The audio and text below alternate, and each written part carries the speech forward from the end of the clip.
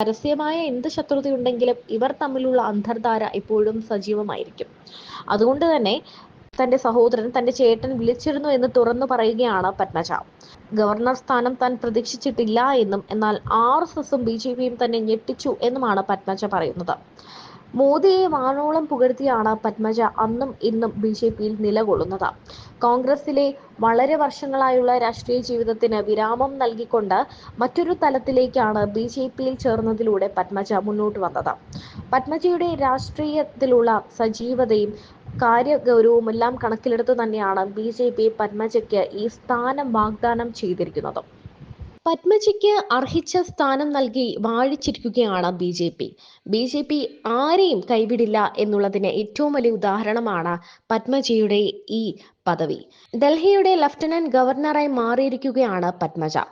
താൻ ഇത്രയും നാൾ അല്ലെങ്കിൽ BJPയിലേക്ക് എത്തുന്നതിന് മുൻപ് വിശ്വസിച്ച് പ്രവർത്തിച്ച പാർട്ടി നൽകാത്തൊരു പദവി തന്നെയാണ് പത്മജയ്ക്ക് ഇപ്പോൾ BJP നൽകിയിരിക്കുന്നത്.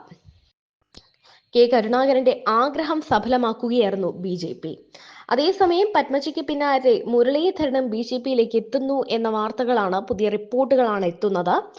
ആദ്യ വെടി പൊട്ടിച്ചിരിക്കുകയാണ് മുരളി. BJP പ്രവേശനത്തിന് സാധ്യതയുണ്ടെന്നും ശോഭാ സുരേന്ദ്രനുമായി കൂടിക്കാഴ്ച നടത്തി എന്നുമുള്ള റിപ്പോർട്ടുകളാണ് പുറത്തു വരുന്നത്.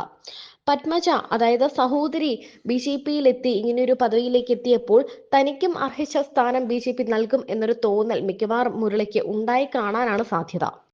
ലീഡർ കരുണാകരന്റെ ഏറ്റവും വലിയ ആഗ്രഹമാണ് BJP നിറവേറ്റിയിരിക്കുന്നത്.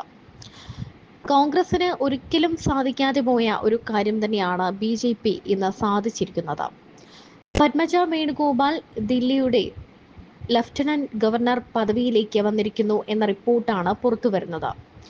Padmaja Venugopal 2001 Kerala tourism development corporation chairperson ആയിട്ടാണ് രാഷ്ട്രീയ രംഗത്ത് സജീവമായത്.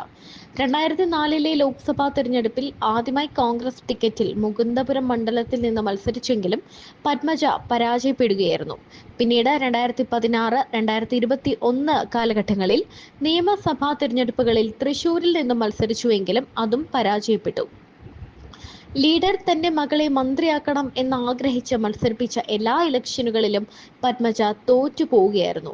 ഒടുവിൽ പിതാവ് കരുണാകരൻ മകളെ ഉന്നത ഭരണ പദവിയിൽ എത്തിക്കണം എന്ന ആഗ്രഹം ഇപ്പോൾ നിറവേറ്റുന്നത് BJP കേന്ദ്ര സർക്കാർ ആണ് എന്നതും വളരെ യാദൃച്ഛികമായിട്ടുള്ള ഒരു കാര്യം തന്നെയാണ്. BJPയിലേക്ക് വന്നതോടെ അർഹിച്ച ചുമതലകൾ അല്ലെങ്കിൽ അർഹിച്ച സ്ഥാനങ്ങൾ എല്ലാവർക്കും ലഭിക്കുന്നത് നമ്മൾ കണ്ടിട്ടുണ്ട്. BJP അല്ലെങ്കിൽ കേന്ദ്ര സർക്കാർ ഒരിക്കലും ആരെയും തഴയാറില്ല. അവരുടെ അനുഭവവും അവരുടെ ജ്ഞാനവും എല്ലാം നോക്കി തന്നെയാണ് ഓരോരുത്തർക്കും അവരർഹിക്കുന്ന സ്ഥാനങ്ങൾ BJP നൽകാറുള്ളത്. ഇത്രയും എക്സ്പീരിയൻസ് ഉള്ള വലിയ പല നേതാക്കളും കോൺഗ്രസിലും കമ്മ്യൂണിസ്റ്റ് പാർട്ടിയിലും ഒക്കെ ഒരു സ്ഥാനവും മാനവും ഇല്ലാതെ നിൽക്കുന്നത് നമ്മൾ കണ്ടിട്ടുണ്ട്. എന്നാൽ BJPയിലെ പത്മജ വേണുഗോപാലിന് ഇന്ന് അർഹിക്കുന്ന സ്ഥാനം നൽകിയിരിക്കുകയാണ് BJP.